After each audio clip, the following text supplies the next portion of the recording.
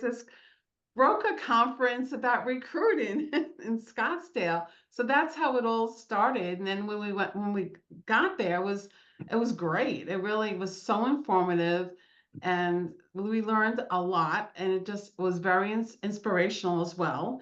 And we signed up with the program before we went home, and have not regretted it since. And we're still moving forward and want to achieve all our goals. And I think we will with your guidance.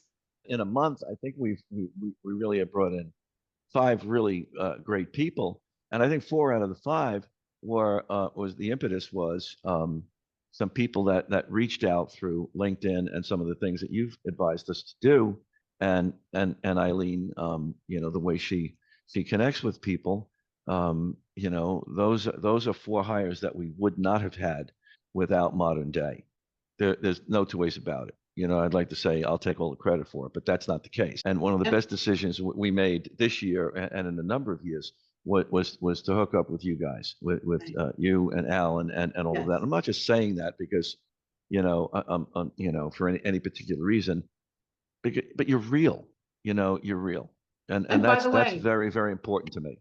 It's not, to me, it's not a financial commitment. If that's like someone who may have, that might be stopping someone, it shouldn't, because there is no way I could hire people in place to do what you guys are doing for me, for us, and that would cost more money for me to do it. And yet I'm able to hire agents from the leads I'm getting from you guys. And so what the revenue coming from the agents is more than what is going to pay for the cost of the program, for sure. And like Eileen said, if we were to do all of this stuff that you guys have put together, if I had the next year to put it all together, and I'm going to hire 2, 3, 4 people and spend another $200,000, $300,000, $400,000 that way, then but it's hard to do that while you're answering agent questions or you're out there showing and listing property, and that's what everyone is faced with. What's nice about the group is that everyone's broker owners across the country.